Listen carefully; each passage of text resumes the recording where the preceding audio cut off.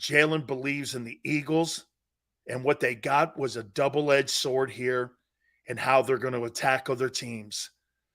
The Eagles have a business partner in Jalen Hurts the same way the Patriots had a business partner for 20 years with Brady. You're going to pay me? Fine. Here's the off-ramps for you in case you want to get out of the deal. Jalen is so comfortable and confident in himself.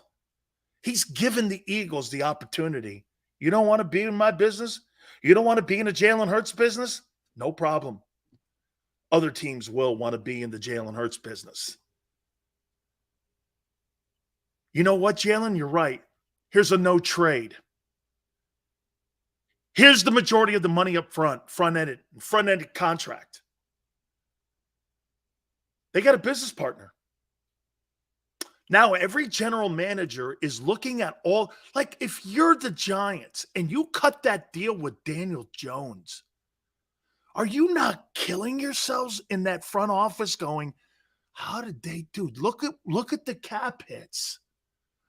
Look at the Giants in 3 years because of Daniel Jones. They're not going to be able to put a football team together because of the lack of cap. They're just not. I mean, unbelievable. Unbelievable. All right.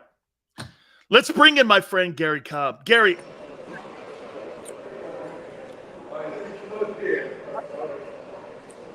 Camp, and I watched what those guys were doing. The number one thing that impresses me the most about what the Eagles are doing with their rookie guys is that they're teaching them the Eagle way, what's expected of them. I think that's been one of the key things here since Howie's taken back over again as general manager, is that culture in that building has to be at an all-time high right now. And as you know, Garry, when you come to the NFL, you're like this. Yeah. Expecting me. Where do I go? What do I do? They're teaching more of that than really overloading the playbook. I think it's remarkable in how they're acclimating these young guys. Well, and I think that they've got a system. They're very structured, and they're not going to be babying them, because I don't think you can do that. And they're going to put them in there, and, when the big boys get in there, everybody, they're going to tell them, jump in there. We expect you to do your job. And I think that type of demand, those are the winning systems, and really, they're not going to, like Jalen Carter, they're not going to be holding his hand like, the number one pick. Look, we expect you to come in here and do your job and play. So they're going to be pushing him, and I think he's going to get some, some good tough love from his teammates too. I mean, they're going to say, hey man, we're for you. You're one of our guys, but we expect you to do your job. And so that type of demand, I think, is what brings the best out of guys, because competition. He's going to be in there. I mean, you look at the Eagles' offensive line. These guys are going to come out after him. I mean, I'd love to see the battle between him, and some of their big guards. They're going to have some good battles in there, and these guys are physical, and they're loving to get a hold of him, and I'm sure that he's got some things to learn, but he's got the ability. All he needs is the push and some time in there. I expect big things out of him this first year. He's further along than Jordan Davis last year. Jordan Davis was kind of one-dimensional. He's more skilled, isn't he? He looks like he's more skilled than Jordan Davis, Jalen Carter. He's more skilled, and he's better with his hands. He's just much. He's way ahead of him, because you can see why people said, well, he might be the best player coming out in the draft, because you see him anytime he got one-on-one, man. I mean, he's in the backfield. The guy was living in other great hands. Yeah, he's got those great hands.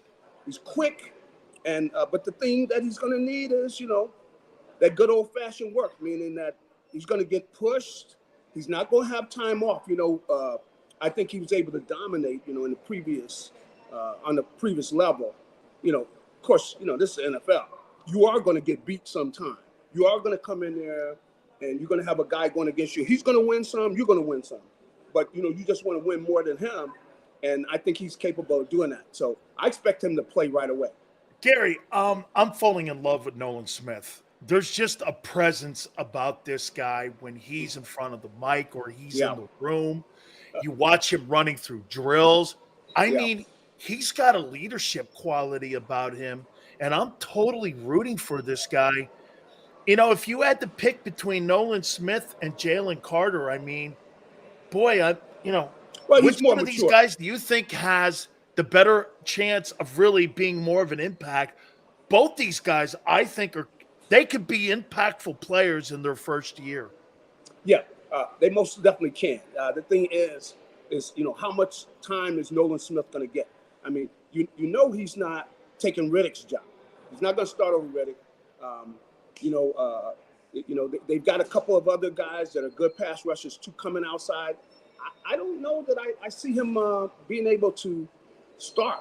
So you don't think that you would want to see both of those guys on the field at the same time and having dual missiles and using that 4-3-9 in the wide field and having him out there covering the perimeter, the backs and the tight ends, and maybe you put Reddick on the weak side and rush Reddick on the weak side. I mean, think of this: you have Josh Sweat and Brandon Graham setting the edge, and then your second level edge setters, you have Nolan Smith and you have Haason Reddick. I mean, that's an Well, offensive coordinator's nightmare, isn't it? well, the thing I'm missing 94. 94 is who I'm thinking.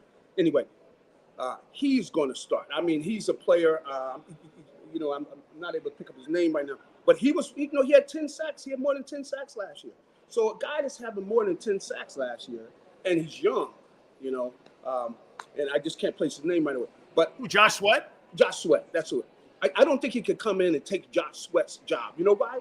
I think Josh Sweat might be their best all-round defensive end. I mean, he plays the run well. He's a great pass rusher. He does it all. He's a pro. I mean, I think he's at a Pro Bowl level type of player. So I don't know that I see him taking his job, but I think he's going to force his way onto the field. I mean, and that says something like that. We've got Reddick on one side, Josh Sweat on the other, and the guy forces his way on the field. You got to be able to play. And so I do see that because I think he's just got incredible. I see his burst off the corner. As low as he can get and as fast as he can get coming around the corner, NFL offensive tackles hate guys like that because they don't like to get low and they don't like that kind of speed coming around the corner. He's faster than Reddick. Yeah. And Reddick was giving them headaches coming around the corner with speed rushes. He is going to be a pain in the butt. So I do think he's going to get on the field. It's just a situation where you're going like, we got to let this kid on the field. But Sweat he got 2 sacks last game. How can we take him off the field? So that's the problem they have, which is a good problem. Gary, what do you think you have more concerns about? More, or not concerns, but question marks. The play of Jordan Davis and the Kobe Dean. I probably would say Davis, but I say that because I don't think that they will have to push him as much. So I probably would go with Dean because he's probably going to play more, and he's playing a very important position. So I would probably say Dean. He is the guy that I look at and I say, boy, we need this kid to step up this year, right now. He's got to step up from game one, and I think he's going to be in there, making calls. So you got to not only, I just wonder how much they're going to put on his back because maybe they don't do that because he's really a rookie, like playing wise, and they don't want to put too much, in his basket initially, but he's got to come in and play. But the thing is, he's a smart kid though, so I think he'll be able to pick it up. Do me a favor, Gary. You've been around the team, and you're always around the team. What are the roles of Sean Desai and Matt Patricia going to be? I mean, are we going to have like dual DCs or? I mean, what? Get this. Matt Patricia's not even on the Eagles' official website. Yeah. What's the roles here, and what we're going to see, and what the impact of these two men are going to have on this defense? Are they going to run the same stuff as a year ago? What's going to be their impact? I really think, Desai is going to be the defensive coordinator. But I think Patricia is going to be project guy. like let's say they want to put together a nickel package. They want a nickel package, a nickel blitz package, things like that. I think he's going to be in specific areas where, if they're having problems, I think with the running game, that's going to be him. I think they're going to have him go to hot spots. If there's a position that's really struggling, I think that he'll be given, a position to go look at, because, you can't have both. You can't have two defensive coordinators. Or what you do is one of them focuses on the run defense, one focuses on the pass defense. But I think they're going to be given specific assignments, especially Patricia. I can't see how you name the other guy, the defensive coordinator. I think he comes in, and I could even see Patricia reporting to Nick. I could see them doing something like that, because they wouldn't want them, like two co-coordinators. No, I think Gary, let me throw this at you. I talked to Jimmy Johnson about the strengths of Matt Patricia and why he thinks he's being brought in, and you tell me. Okay. One of the characteristics of those Brian Flores, Bill Belichick, and Matt Patricia defenses was all the multiple looks and all the disguises that they had. And this year we're going to be taking on Aaron Rodgers, Josh Allen, Patrick Mahomes. And what that guy was, one week, you'd have a defensive end. He would have a great game. The next week, he's deactivated because he didn't match up with the personnel that they were playing that one particular week. So to me, Jimmy says that he's more of a guy that could come in there disguising and designing disguise coverages, and he's got more experience on that because that was the mantra of the Patriot defense. Do you see that? Maybe what his skill set is being brought into? I could definitely see that. But that's the kind of thing where you got a specific area where he's dealing with. And I think probably I could see him branch it off into some other areas too, depending on what is the issue. They would want him to be able to come in, and I think he feel comfortable that he can address, different problems that they're having. But what you just talked about there, I could see Patricia doing that because really that's a lot of the game, especially you're talking about these skilled quarterbacks. And I will say this, the Eagles have a smart team. They've got a bunch of players who are smart football players. You got guys with experience, their corners, seasoned guys who know what they're doing and would know how to show different looks, subtle. They know to show a different look subtly to, let's say, some of these guys they're going to be playing.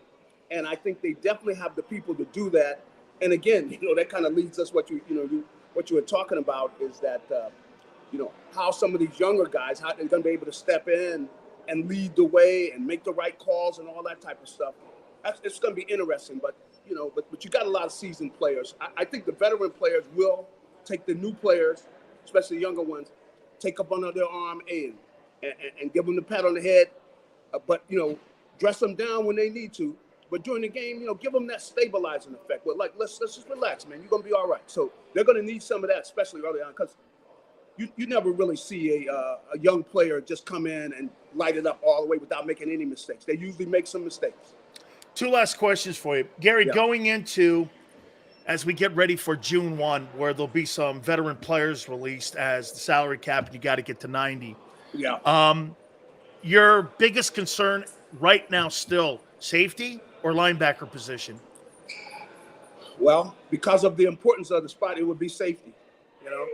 I think it would be safety because, you're going to be making open field tackles. You miss a tackle, the guy's gone. So you got, some guys who you're not sure about. Gary, do you think people have underestimated how good Kaiser White played last year? I think probably so. Well, he's such a good pass defender, and it's a pass game. It's a passing league, and he's an excellent tackler out in open field. He's really a linebacker / safety. See, he's really kind of a tweener, but he's good open field tackler, and that's what they're going to have to do. Your safeties, especially in the game nowadays, where teams are slick enough, they're going to get guys out in open field. You got to be able to make open field tackles. And he did a great job of that. And I think as a team, they did a very good job. But their safeties they're going to have to tackle out in open field. And, if you don't bring this guy down, a lot of times he's taking it to the house. Last question for you. Are you comfortable with the running back room right now, adding DeAndre Swift, do you think they have enough to replace 1,300 yards and 11 touchdowns? Well, the thing I'm concerned about is injuries. You got Swift and Penny, injuries. They got to stay healthy. I think if they stay healthy, they're fine. Because Penny's a great inside runner. He's tough and everything. Swift is the guy that's got the speed to take it, all the way all the time. And he's great in open field, great in your pass receiver and everything. But the thing that concerns you is they've both been injured, especially Penny so much. And Swift has been banged up too. And in fact, I kind of know probably why he's here, because it seemed like they got a little, maybe they didn't think he was playing through injury as much as he should have been in Detroit, and so that's probably why he's here. Garry, do you think the Eagles regret moving on from Miles Sanders? Or is that yet to be determined? I think it's yet to be determined, but I think they knew it was coming, though.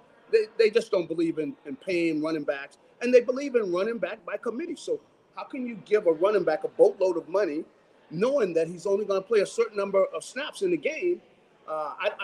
It's just not something they believe in. They believe in running back by committee. It's worked so far. I think they're going to stay with it. So I don't think that they are, I tell you what, if these guys are stinking up the place, though, they will miss him later on. Well, because all the money that they spent in the offseason, yeah, they could have basically paid. They really could have to keep Miles Sanders in the building. And yeah. I mean, look, Miles had a history of being injured himself. I mean, but he's had a history too of going down. But he had a great year last year. I mean, you can't argue with 1,300 yards. Yeah. You can't argue with that. I mean, he did a good job for him. Still, at times, they didn't like the way he's trying to take everything outside. But that's just a little thing. I mean, for the most part, he was north and south, hanging on to the ball. He wasn't putting the football on the ground.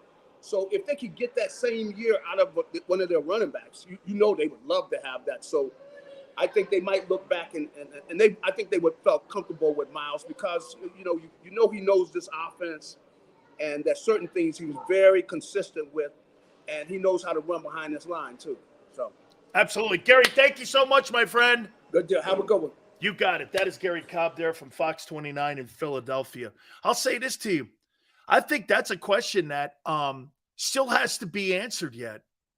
You think the Eagles regret moving on for Miles Sanders? You think that how about this? Have they replaced the talent? And see, I go here with Miles. I'm not going to pay $7 million. See, I think Carolina paid $7 million for a guy who had one career year. Didn't even have a touchdown run the year before. He had a career year. Everybody on the Eagles had a career year. Do they have enough talent in that room to cover for what Miles Sanders did a year ago? Miles put up a lot of yards. Tone says, I think they've replaced the talent. The question is, can they replace the production? I love DeAndre Swift. I'm a huge DeAndre Swift fan. Okay? Hey, Sills, I'm shipping out the boot camp tomorrow, so I want to be attending the show, but I love your show. And we'll watch when I come back in August and back at college. Also, I love the Dumbo Samuel take. Harry. Hey, man.